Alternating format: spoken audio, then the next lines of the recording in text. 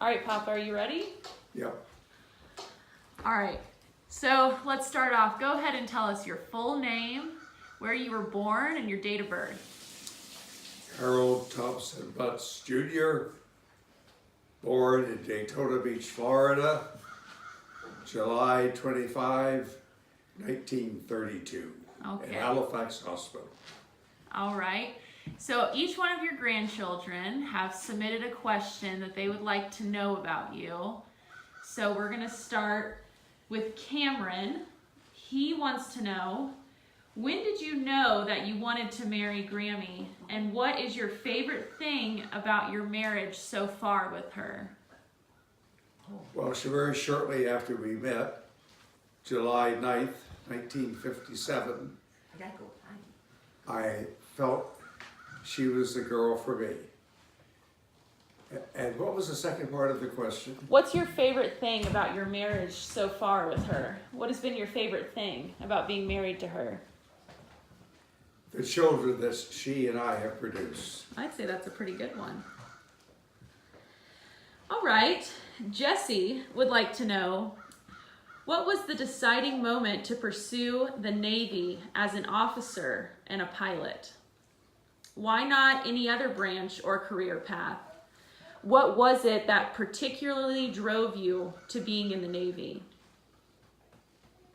After graduating from college, I had chosen to go to OCS, whichever branch I could get into quickly. So you didn't And really the first care. school opened was Navy OCS in Newport, Rhode Island. And when I was at OCS for 4 months, getting my commission, most of the instructors that appealed to us the most were naval aviators. And a great many of us who went there not knowing what we wanted to do, decided we wanted to go into aviation because of the sales job these Navy pilot instructors did on us So you were open to whatever branch, initially. but now you know. I actually had wanted to be a Marine, but I chose Navy OCS because if I hadn't done that, I would have been drafted in my last semester at the University of Florida. But because I'd been accepted to OCS, I had a draft deferment to finish college. Oh, okay. What was your most memorable day in the military, good or bad? The day that stands out the most to you?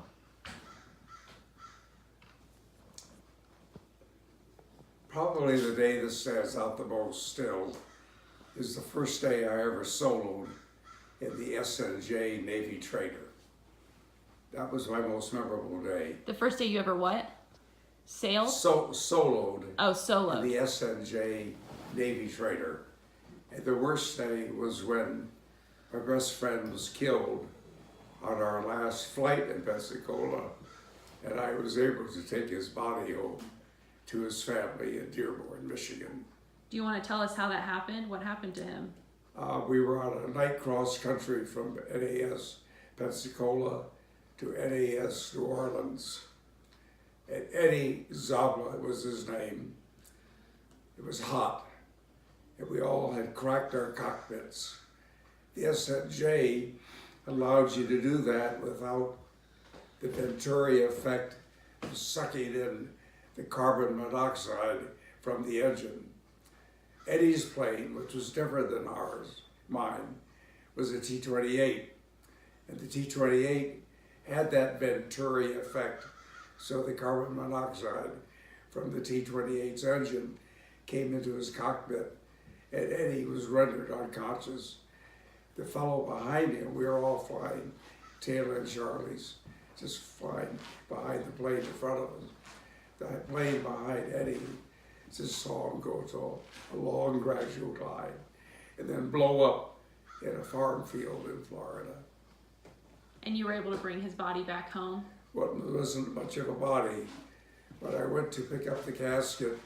They made me look in the casket, Oh. and there were his complete set of uniforms and a vinyl bag about as big as you'd put a bowling ball in, And those are the body parts of Eddie that they had found. Oh my gosh. But you brought that back for his family. Yep, with the strict instructions. I was not to allow the casket to be opened. Yeah. 2 terrible moments came to me in Detroit, Dearborn, when Eddie's 2 brothers came to me and said, we want to kiss our brother goodbye. You said no. And I had to tell them that was Navy protocol. You cannot open that casket. But even worse than that, Eddie was to have been married 7 days from the day he blew up. Oh. And his bride to be came to me and said, I want to put the ring on his finger. And I told her Navy protocol, I can't open up the casket. Oh. And I've thought many times about what was in that bag. Because we wore gloves, it's very possible his hands had been preserved when his body blew up. I've been told by others I should have taken the ring and told her that I put it on his finger. Yeah. Well, Pause it. it's all right. We're gonna edit it. At least you were able to bring it home. That's for now. Dad to drink water. Oh, that's for Papa. Is that fresh cold water? It was sitting right here. I know that's that mix up a long time ago. Oh. I've never drank it. I think I'd rather have you I'll pour that dump out. it. But I think he But wants to eat. You want Be to pause it careful just with for a that minute? little It isn't- one. it's Don't okay. hand him around like him. Just he's okay right now. Okay, Hallie, be careful with them. Honey, I'd like to have just water and ice. Hey, hold him first. I'm gonna give Papa some water. Hold him first. Heath would like to know. Is the camera off now? No, it's still on. I'm gonna edit it, so I'll cut out that little part. Heath would like to know, what is something I did as a kid that I may not remember? What was I like growing up, and how has it been to watch me grow? This is a question specific for Heath. Do you have any memories of him at one of our houses, of him doing something funny as a kid? Are you asking me for memories of Heath? Yes. Do you have anything that The first thing I remember about Heath is when we would call to him, he would not come to us. And when the Hamptons came, Hamp's father and mother, to visit us, they said to us, I think Heath is very hard of hearing. Until then, we had not known that. Then we understood why the boy, just a little guy, maybe 2 or 3 years old, would wander away and would not come to us when we called him.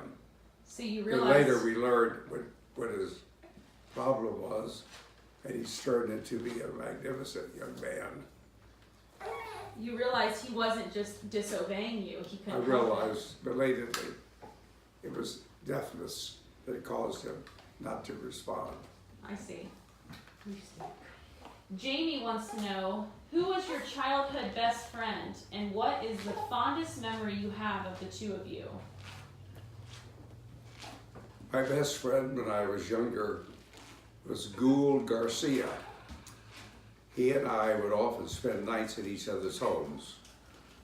My best memory of Gould might be much later when he reconnected with me as an adult, married, and he'd become a doctor. Huh. And he was visiting in Florida, his family. And that was probably at Billy's Tap Room in Ormond, where Gould and I had a meal, and I reminisced, and he reminisced about our times together. We were in the Seabreeze private school from grade 4 through grade 8. When I left Seabreeze Private and went on to prep school. I see. Do you guys still have contact with each other? No, we do not, unfortunately. Is he dead? I don't know. You should contact him.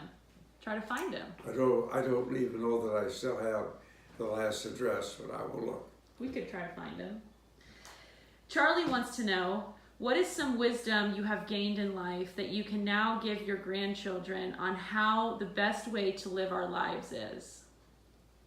Well, I think probably the motto of my prep school, Hilton Academy, was dare to be true. And I would think if all my grandchildren would dare to be true, that covers a very broad range of subjects. Be honest, be worthwhile, be honorable, be decent, dare to be true. I like that. That's a good one. Savannah wants to know the top 3 highlights when you're looking back on your life. What are the top 3 things that pop into your mind of the best days you had? Getting married to your grandmother. That would better be the number first one. Getting my Navy wings, and probably Pam. maybe our firstborn, Pam, December 2nd, 1958, in St. Louis, Missouri. Those are your top 3 favorite days. Yeah, I think so. Heath wants, or I'm sorry, Hallie Margaret would like to know, what are your deepest wishes for the future of your family? Hope the family will stay well connected. Hope you all will marry into good marriages, and you and your spouses and your fellow grandchildren will become friends for life, stay in contact for life, see each other for life. And when you all start to have children, let those little children get to know each other. The family can't be tight enough for me. Continue to be loving towards each other, meet frequently, and treat each other as family members. It's been so nice growing. All of the cousins have grown up like that. We need Yes. to carry on that tradition. Okay, my question is, when did you start to become passionate about politics? And what sparked your interest with that? How did that begin? Began a long time ago, probably when Ike Eisenhower was running for the presidency. You know, he had been the commanding general in Europe in World War II. And I was in the Navy at that time. And wanting him to become president put me in the right direction, the Republican right. And I've been there ever since. That's what put you there. So Hatch would like to know, if you could go back and change one thing that you did in your life, what would it be? Make a different decision that you made, or do things differently? What is an instant that comes to mind for that? Or a couple, however many you want to say. You know, my mother and father, with 5 children, were married for a long time. And then my father became totally immoral, very unfaithful to my mother, and he gradually left our lives. One of my last verbal altercation with him, I really dressed him down. I kind of wish I had done it more thoroughly, and I wish I'd done it earlier, because that was a tragic moment in our lives when he had become such a despicable person. And he did fortunately leave our lives.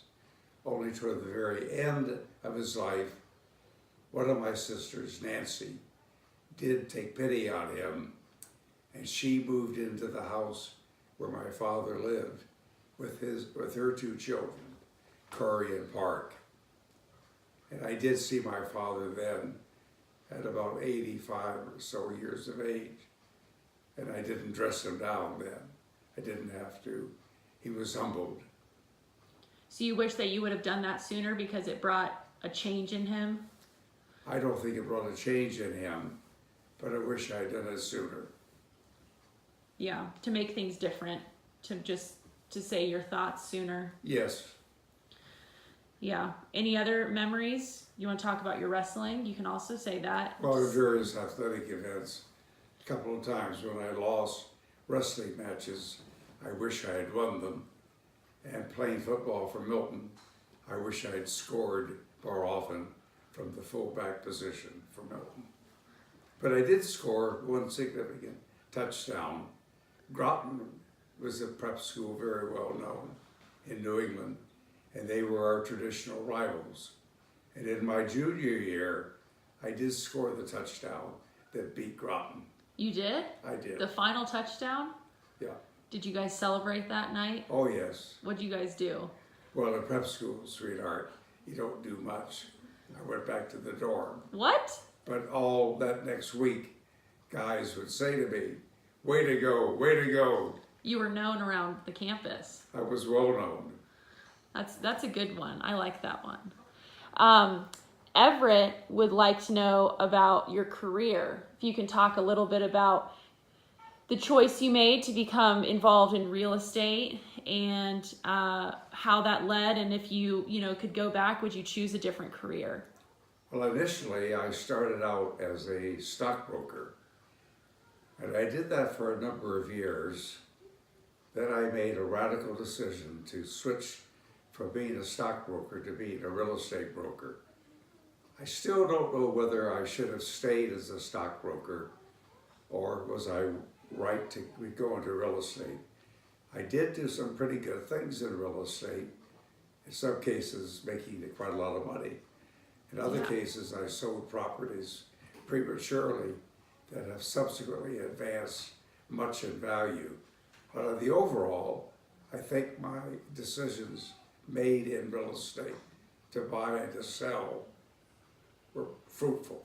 Were you Then I was a reasonably successful broker, earning commissions on transactions for other people. Were you well known in California as doing that? Well, in Santa Ana, I was well known. I had a real estate firm called Hal Butts and Associates, Oh. and we dominated the commercial section of Santa Ana. How the many county people seat. did you have working for you? About 8 people worked for the office. What? And you guys all sold houses in the area? Well, mainly houses and land, but more residential type of real estate. Not entirely though, because we also had some significant commercial deals. I see. I wound up owning a building that had been a Sears and Roebuck building, 3 stories. And I wound up owning that with a slick deal where I traded some real estate I owned to the owners of the building. And that 3-story building had a major tenant on the ground floor, other tenants in the basement, and I occupied with my real estate company the top floor. And you kept it, and that was your I had real it for a estate. number of years, then sold it.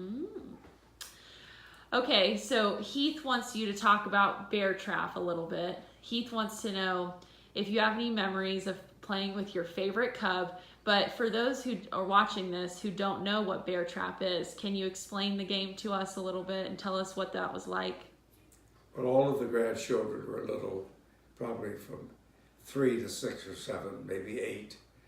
We had a big bed in North Carolina, in our first house in North Carolina, up in Avery County. That's where it started?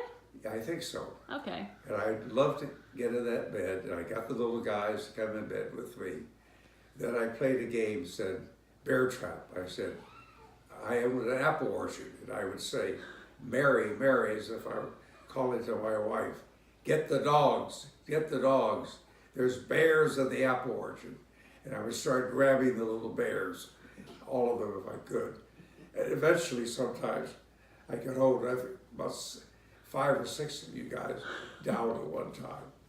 And then you'd say, Mary, get the gun. You better get the gun, get the dog, get the dogs, get the gun. Did any one of us ever hurt you by flailing back? I remember us fighting back pretty No. hard. We didn't get you good. We didn't kick you good. What was that? I said we never got you. We never punched you or kicked you No. on accident. It was loving recreation. Yeah. All right. All right. Tell us a little bit about the future and how you see that going and what you want for everybody there. I want our family to stay together. I want everybody to love each other.